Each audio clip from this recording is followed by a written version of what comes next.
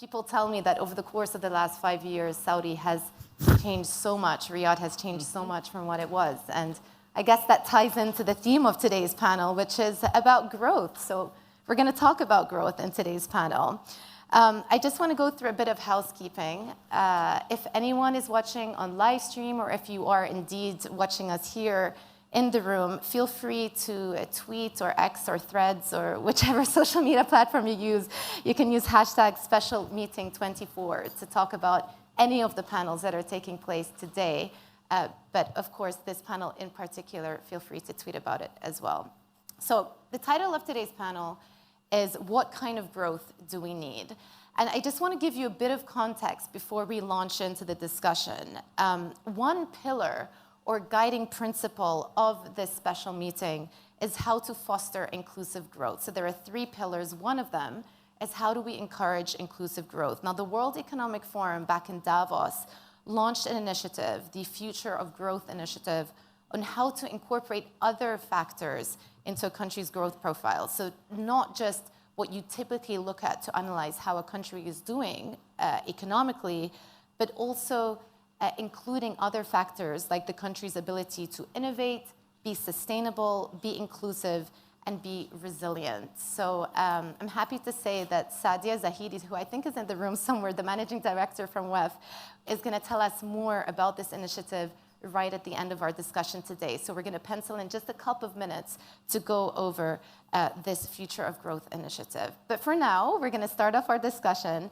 And as I said, the focus is going to be about growth. So we're going to do a couple of rounds. The first round, we're going to talk about how things are looking right now. What are the drivers of growth? How do we feel? Of course, managing director just back from the spring meetings. What are some of the near-term sensitivities to watch out for?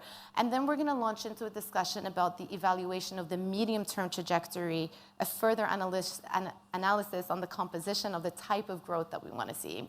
And so if there's one takeaway from this panel for everybody watching, the focus that we want to see is not just on the quantity of growth, but on the quality of growth. What type of growth do we want to see in the future? Right, I'm going to introduce the panelists now. No introduction needed. Kristalina Georgieva, Managing Director of the IMF. Thank you very much. His Excellency, Mohammed Al-Jadaan, the Minister of Finance from Saudi Arabia, and thank you very much for hosting us. And we have Tengku Zafrul bin Tengku Abdul Aziz, the Minister of Trade, Investment and Authority in Malaysia. Very good welcome to you. Managing Director, I'm gonna start with you because I did mention that you're coming back from these spring meetings in the IMF, in DC rather, and it's always an interesting time to assess and take a look at how people are feeling about things. The IMF published the World Economic Outlook, and one of the lines that struck me from the report is that you say growth actually has been resilient despite many shocks. So let's just start with that. How do you see things, and what do you think are the biggest growth drivers right now? Let me start by congratulating Minister Al-Jadaan for taking over the responsibility to chair the committee of the IMF, the IMFC.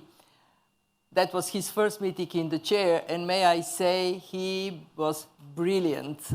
Substantively, we had great discussions, and every single meeting ended on the dot. Doesn't happen often. During these meetings, there were 2 big messages coming from the IMF. The first one is that growth has been resilient, the economies have been resilient, despite the multiple shocks we were hit over the last years. We slightly upgraded our growth projection for 2024. Now it is 3.2%. In October last year, it was 2.9%. We also recognize that the strength, the resilience of this projection comes from a small number of countries that are doing really well. The United States is one, some of the emerging market economies like India, Indonesia add to that.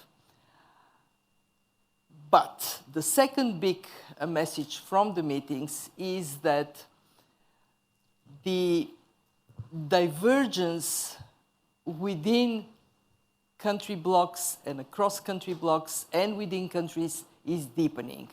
What we have is, in advanced economies, the United States is doing well, but the Eurozone is not.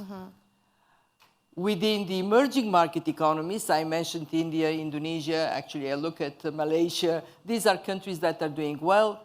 China came a bit above expectations in its first quarter, but then we have a number of countries that are facing significant difficulties.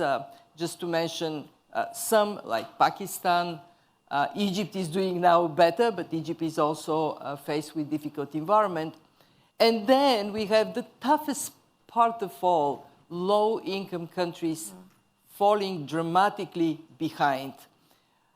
I want to give you a number, $3.3 trillion. This is how much the world lost because of the pandemic. In this loss, disproportionately, the low-income countries are most severely impacted.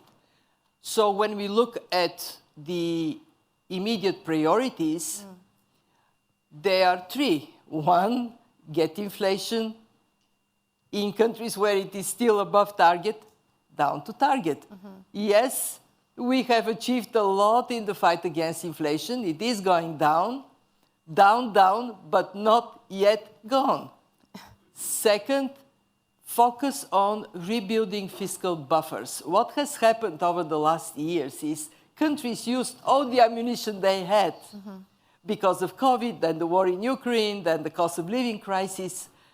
But more shocks will come, and rebuilding fiscal buffers is a priority, yet tough when countries are also faced with the need to support the digital transformation, the green transformation, and to help vulnerable people. And three, let's find ways to cooperate more. Because fragmentation in the world economy is certainly bad for the prospects for growth. We're going to talk more about that. There's one thing that I want to pick up on, though. You say inflation, and whenever anyone says inflation, I have a bell in my head that says interest rates. And I do want to ask you about that just before we move on, because we're talking about current global growth drivers. A couple of months ago, I think the world was expecting the Fed, the US Central Bank, to go for as many as 5, 6 cuts this year. The market has moved firmly away from that, pricing in maybe only just one cut by the end of this year. To what extent do you think these tighter financial conditions, these tighter monetary conditions, are going to affect growth? Our panel is about growth. Not just US growth, but of course, tighter financial conditions around the world are going to affect emerging markets too. It is a very significant factor. It is a factor because when you have high interest rates, then getting this rebuilding of buffers becomes even harder. And we see higher interest rates genuinely impacting negatively growth prospects around the world. Second, higher interest rates in the United States mean that money goes there. Why take risks in emerging markets when you can put your money in US treasuries or just invest in US? Three, higher interest rates means also strong dollar. And when the dollar is strong, the flip side is for many currencies, that means currency depreciation. And that makes domestically fighting inflation more difficult. So for the US, the path towards cutting interest rates, in our view, in the view of the IMF, still remains open. We still think that we would enter 2025 in the US with inflation finally down to target and interest rates finally moving towards lower levels. But let me say it as clearly as I can. Even with the start of interest rate cuts, it doesn't mean interest rates would fall down to where they were before the pandemic. So strong fiscal position, good management in all countries is a necessity. Okay, great. Well, there's lots to pick up on from there.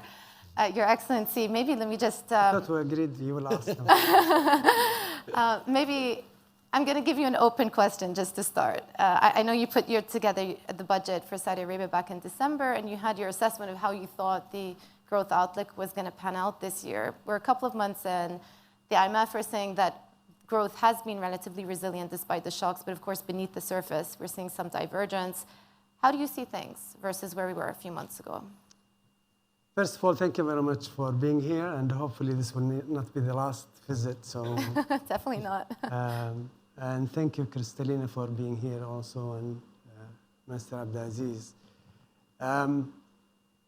Few things. I think globally, as we have heard from Kristalina, there are significant divergences. There are countries who are doing very well, and there are countries who are really struggling, and there are countries in between. And therefore, if we are talking globally, we need to take that into consideration, that there are differences in positions between different countries and different regions. Second, I think the world for the last 4 years have seen multiple shocks. And those like us who had planned for the longer term will need to be agile enough to make sure that they adjust course, dealing with these multiple shocks. So you need to make sure that you are not rigid. And I've always said in economic planning, there is no egos. So it's okay to change. It's okay to adjust. It's okay to reflect on what new circumstances that calls for changes. And that, to me, is an advice that I would give everyone around the world, is that you need to make sure that, yes, you need the long-term plans. You need the vision, like Vision 2030. It is actually very helpful, not only for you as a government, but for the whole economy and for the wider even region and international investor community to see that actually you have a plan and you are doubling down on implementation. But also you need to make sure that you adjust. So with inflation, with COVID and the serious supply chain disruption, and then inflation resulting from the serious also quantitative easing that happened as a result of COVID, and then interest rate hikes, and then geopolitical tensions, which are unfortunately increasing rather than decreasing. To me, geopolitical risks are possibly the number one risks if you look at the global economy at large. Because it's not only the geopolitical in its own. The geopolitical tensions brings with it things that are directly impacting the economies, which is fragmentation, protectionism, using economy as a serious tool to achieve geopolitical objectives in terms of limitations on trade, limitations in technology, etc. So these will need to be looked at, and policymakers will need to be very agile in dealing with this. My advice, and I will be very brief, is one is in the longer term, regardless of what's happening today, because we have seen, geopolitics happening for decades. We have seen World War I and World War II and Cold War, and so you need to focus, first of all, on your own people and the human capital development. This is a long-term play that is critical. Human capital is very, very critical. Unfortunately, I can say this and possibly have the means to do it in Saudi and in this region, but there are a lot of countries who will find it very difficult to provide quality education, quality healthcare to their people. Second, which is very important, and I'll cover also the low-income country part of it, is innovation and technology. If there is one tool that will actually fuel growth, quality growth, would be innovation and technology. Again, there are countries who will be able actually to do that, provide the policies, and have the resources to actually implement innovation and technology. There are other countries who doesn't have basic electricities, for most of their population. So you will not talk about technology, you will not talk about innovation, just provide them the basics. That said, multilateral institutions have a role to play in here, i.e. not leaving these countries behind, making sure that we provide the support. And in Saudi Arabia, I can tell you, our contribution in terms of aid and support is significantly more than our GDP percentage out of the global GDP. And that is very, very critical, really, to look at in the global scene. Finally, and I think this is very important and something that is dear to my heart, we've been talking about it at the IMF, is debt sustainability. Yep. You cannot expect people to focus on growth when they are really crushed with debt. And there are countries who are finding it very difficult, actually, to provide the basics to their people because of the debt. So we need to make sure that we help. The common framework that started during our presidency of the G20 is moving in the right direction. We need to make sure that it moves a lot faster. I'll stop there. Yeah, well, the last time you and I were on a panel, it was also a panel about debt sustainability and debt reform. I do just want to follow up and talk about specifically the geopolitical tensions within the region. The war in Gaza is on many people's minds. And key, as I understood from what you're saying, is we need to see stability in order to enact these longer-term plans that we have for growth, for medium-term growth, for raising the living standards. What impact are you seeing from the war and the tension in the region right now? I think I will try to be very brief. It is very, very unfortunate to see loss of lives, wherever that is. Civilian lives are important, whether it is in Ukraine or in Palestine or elsewhere.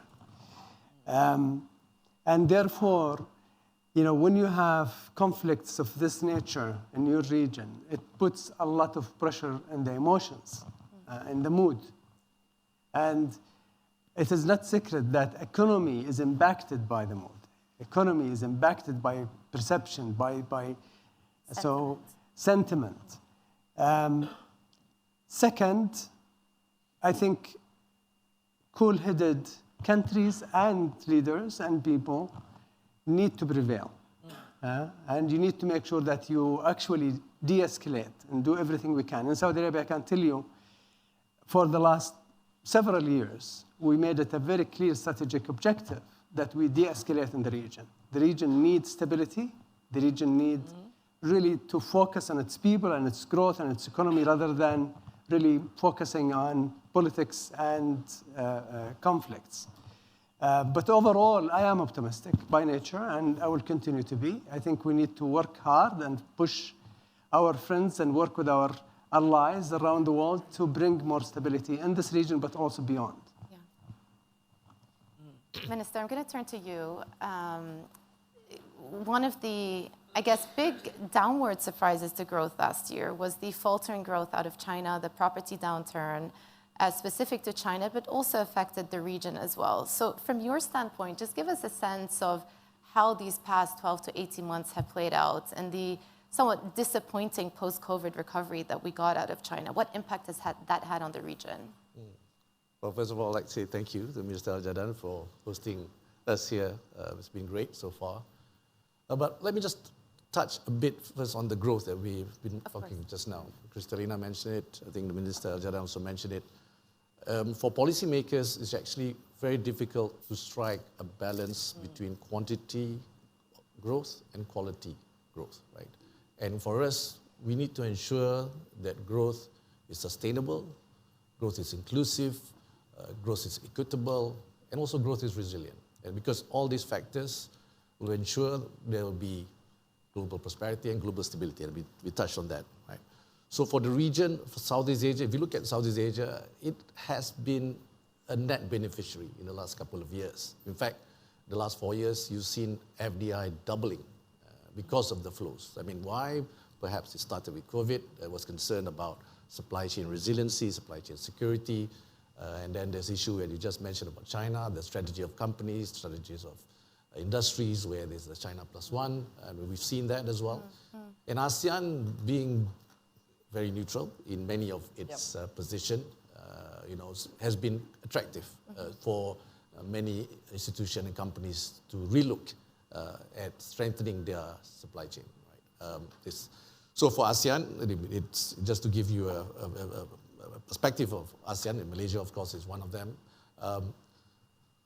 Growth has been around 4 to 5%, and is expected to continue that trend. And that is really the fastest growing bloc. We are the 5th largest economic bloc, population of 680 million people, GDP of $3.7 trillion US dollars.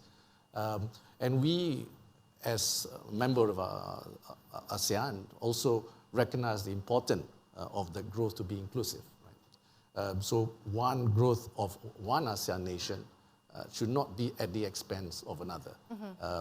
And how do we do this? I mean, of course, I think IMF recently just talked about the growth in global trade. This year, trade is expected to grow stronger than last year. If I'm not mistaken, 3.3% this year. Last year was around 0.3%. In fact, the lowest in 50 years. And ASEAN, as a group of nations, look at their trade to GDP is all above 100%. I mean, Malaysia is, of course, open economy, Singapore, etc.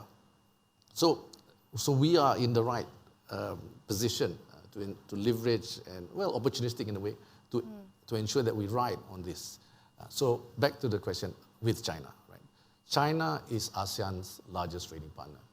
In fact, it is Malaysia's largest trading partner for the last 15 years. Just to give you a figure, Malaysia, China, total trade with Malaysia, China is about 17% of Malaysia's total trade. It's an important part of ASEAN as well. And if we look at intra-ASEAN, which is again important because as economies within ASEAN integrate better, deepen further, that will bring stability as well. So unfortunately for ASEAN, intra-trade within ASEAN is around 22-23%. So there's room for improvement. Of course, there's a lot of multilateral agreements being signed, I think, and then ASEAN has also engaged GCC last year for the first time, and we're going to continue to engage GCC. In fact, we have a forum after this, GCC ASEAN, and again, we have seen also big flows from Europe and US. And for us, we need to ensure, because when I talk about quality and quantity just now, what we're seeing is that quantity of growth, I mentioned 4 to 5%. Malaysia last year was around 3.7%. This region is around 4 to 5%, but is that growth even, right, within the nations and within industries? So when we look as policymakers, we have our plans, but again, like Mr. Al-Jadaan said, it's all about implementation, it's about execution. So let's look at industries that around ASEAN. We need to ensure that they move to the next level. How do they do that? They need to increase the complexity, economic complexity of their industries, economic complexity of their economy, which will then lead to increase in wages, increase in household income, and therefore, in a way, will bring much more stability as well. Right? So, because sometimes your GDP is 4 to 5%, but then when you go down on the ground, without any policymaker intervention, there will be uneven growth across countries and across sectors. So we need to settle that one. The other one, the thing you mentioned about technology, innovation, that's going to be key for the region as well, because to ensure that, from a perspective of Minister of Trade, not only physical infrastructure is important, but also digital infrastructure. Again, some countries are in a stronger fiscal position, and as you mentioned, we were also affected by COVID, given the fiscal space at that time was utilized quite fully, in fact, by some nations. You see the debt to GDP of many countries has gone up quite considerably, but growth is going to be key to mitigate that impact. So to me, we need to ensure the economies continue to grow, that the growth definitely must be more even, sustainable, and finally, like it or not, the region also needs to ensure that to achieve sustainability, you need to also embrace the green economy. So this is where ASEAN, again, are investing a lot in this, and with China and with Europe, with US, I mean, if you look at China and US, it's already what, nearly half of the world's GDP, right? Yep. So ASEAN will have to work closely with both powers and of course Europe and the other rest of the world as well. Great. Thank you. Well, I think you may have slipped in the term geoeconomic fragmentation, or maybe it's just imprinted on my mind because I've attended many of these IMF meetings, but I am going to go there. I know you've done a lot of work on it. Geeta also has spoken about it a lot. But there is one of the themes that has emerged in the last couple of years is there is a tendency now for economies to become more protectionist. There is a feeling that at a state level you want to bolster the national economy at the expense potentially of trade with some of your close allies. And you see it in the US with the Inflation Reduction Act, you see it in China with the push for the transition. The state is playing an ever increasingly large role in terms of driving economic activity. And I just wonder if you look about it again and through the lens of growth, because that's what our panel is about, whether ultimately this is a good thing. Is this going to lead to the growth outcomes that we would like to see? When we look at the trajectory as of now, it is a rather depressing story. Medium-term growth is weak by historic standards. I compare this trajectory to a ski slope. So we expect, if the previous decade average growth was 3.8%, we expect this decade growth to be around 3%, much lower than before. Why is this happening? It is happening for two broad reasons. One is not enough productivity to lift up growth. In fact, we did some analysis. It says half of this slowdown in productivity is productivity is half of the reason why we have this slowdown of growth in advanced economies and big emerging market economies. Almost all of the slowdown in low-income countries. Investing in people, investing in innovation, this is a must if we want to see productivity coming up. The second reason is geoeconomic fragmentation. Our analysis shows that if we bring the power of trade and access to finance in a more open and inclusive manner, by the end of the decade, global growth can go up by 1.2%. In other words, all this growth lost from the previous decade can come back. Would it happen? It depends very much on the way in which we approach the question of security of supplies that is genuinely one policymakers are wrestling with. COVID and the war in Ukraine told us that relying on single source for your supplies is potentially catastrophic, that diversifying the supply chains is a must, that some redundancy in supply chains is a necessity. The question is, are we going to do what is necessary and not more, or we would go further? And at this point, the indications are troubling. We have seen over the last years trade restrictions quadrupling. And when we analyze industrial policy measures, 2,500 of those have been taken over the last years.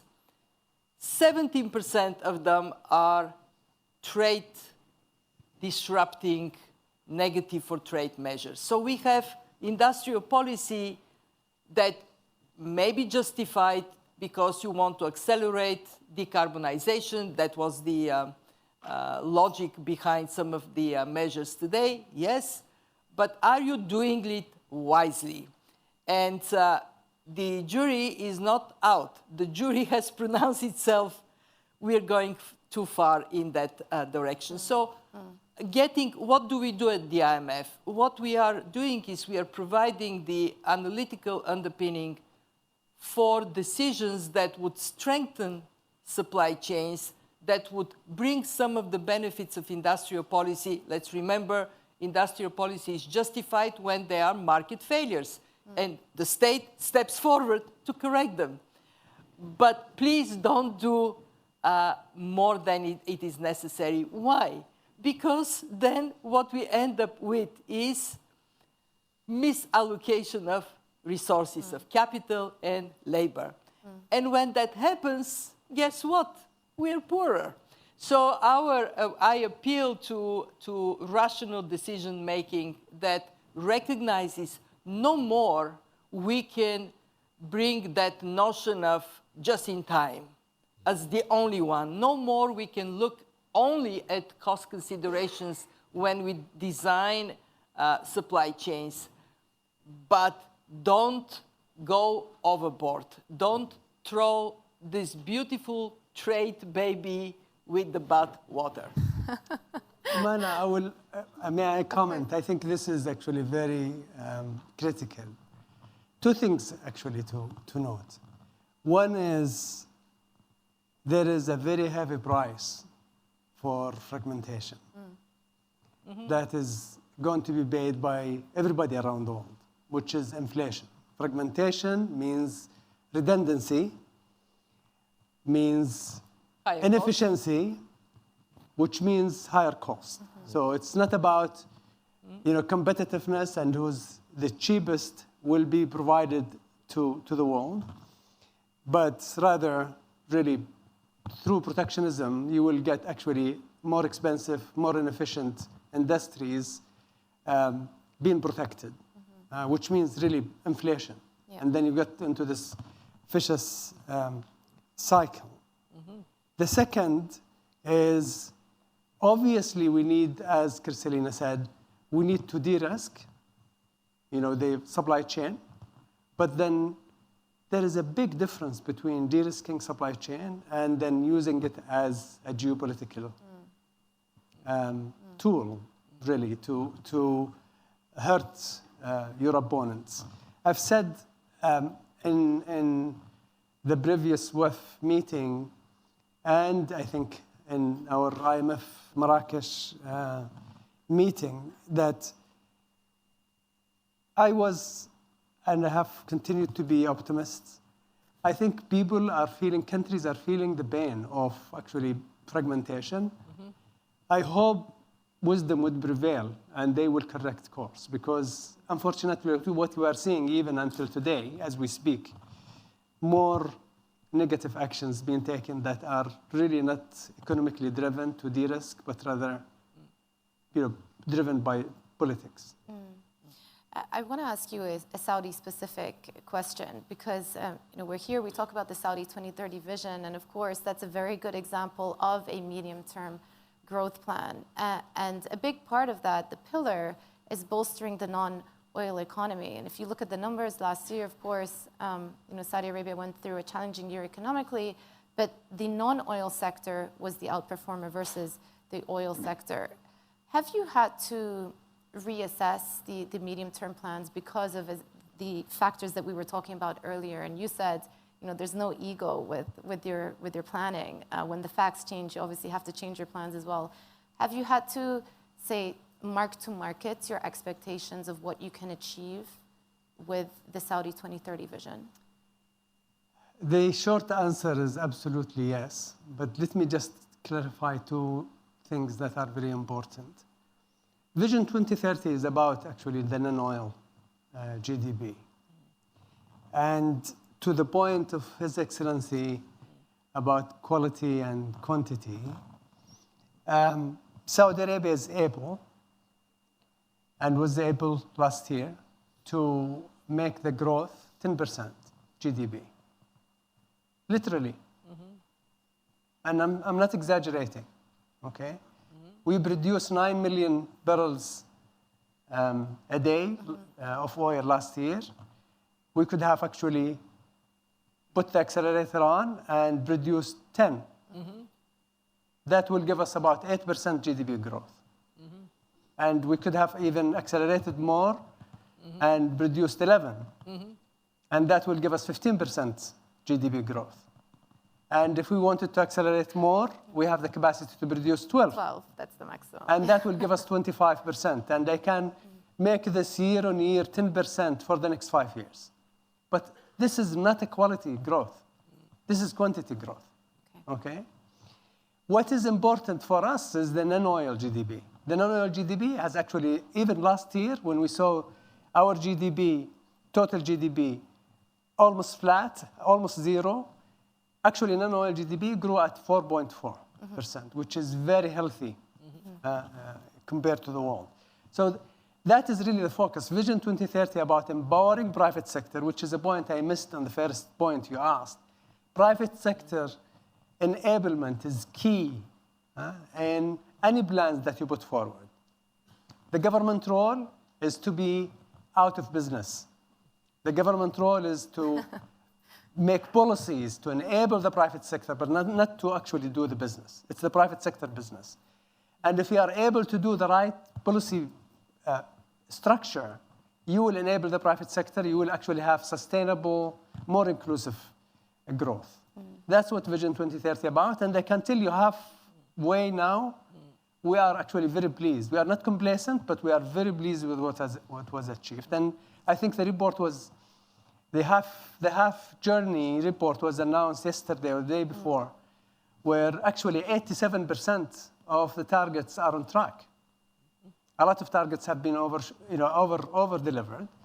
There are challenges, obviously, and this is why I said we don't have ego. We will change course, we will adjust, we will extend some of the projects, we'll downscale some of the projects, we'll accelerate other projects.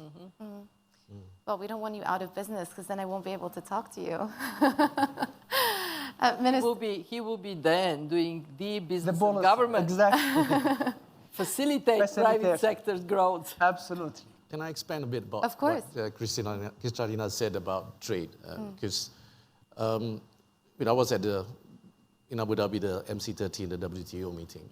Many talked about this year will be slightly better, more optimistic about things. But at the same time, there is concern about, yes, geopolitics is definitely an issue being used as, technology security, etc. But also about non-tariff barriers under the name, under the pretext of sustainability.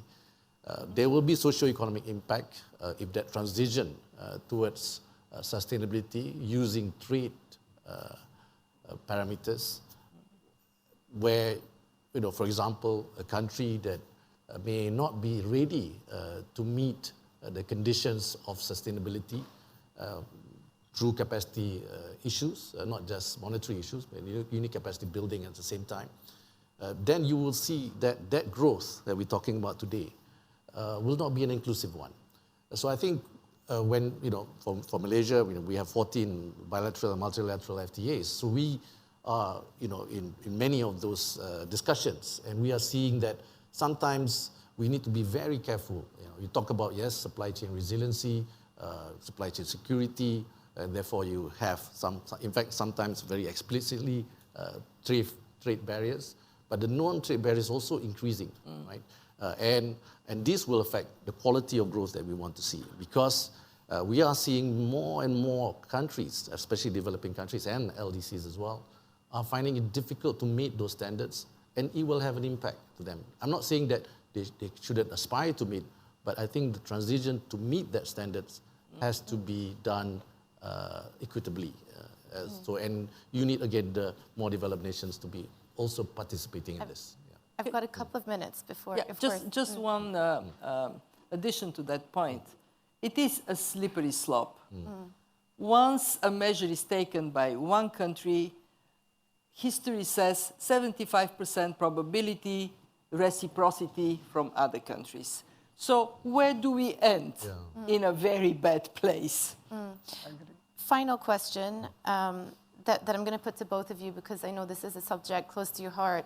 What is the type of cooperation we need to see between richer countries and lower income developing countries? Fair.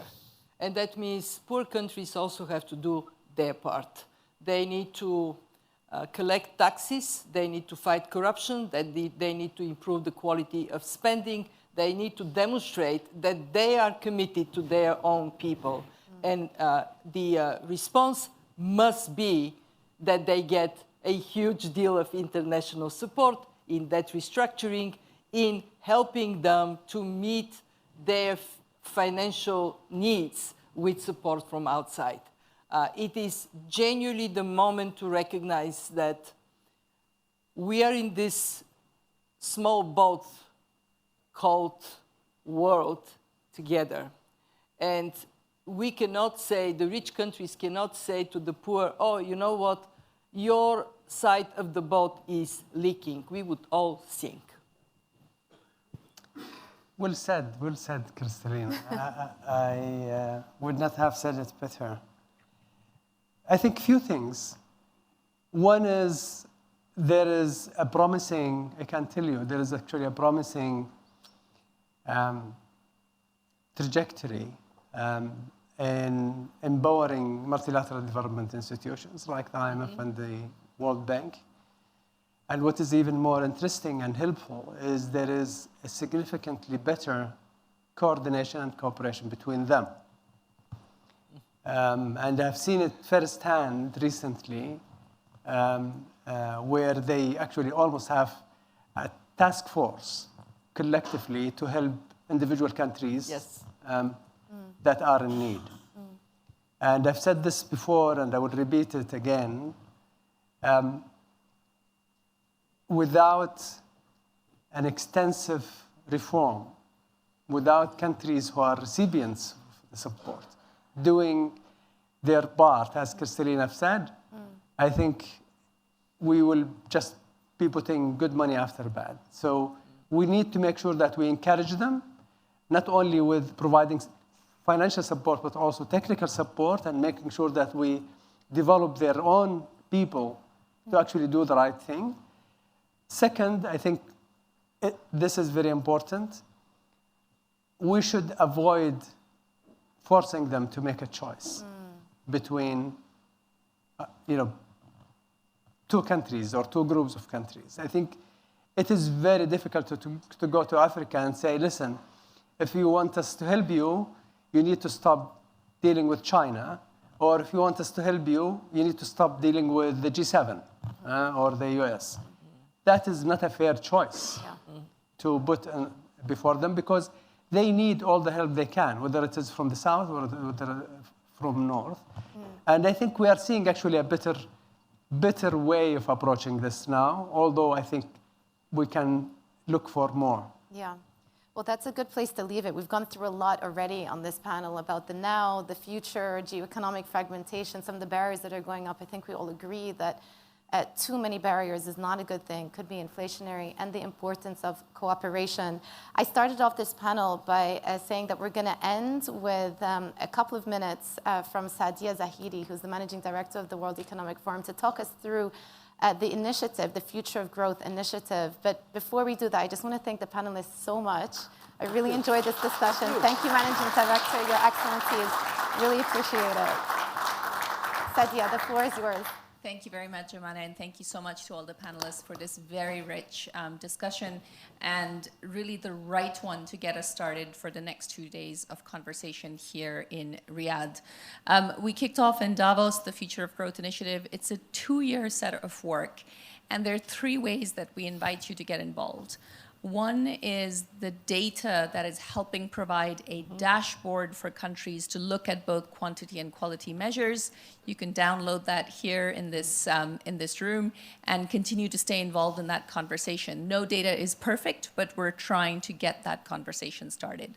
The second way is the global conversation around what should be the right framework for looking at quantity and quality growth. Please join the Growth Consortium. Please join the dialogues on that. That will continue over the course of the next 2 years at every activity that the World Economic Forum will be holding.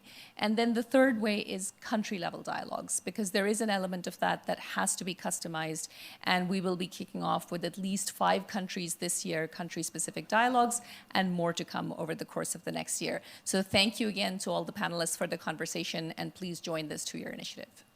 Thank you.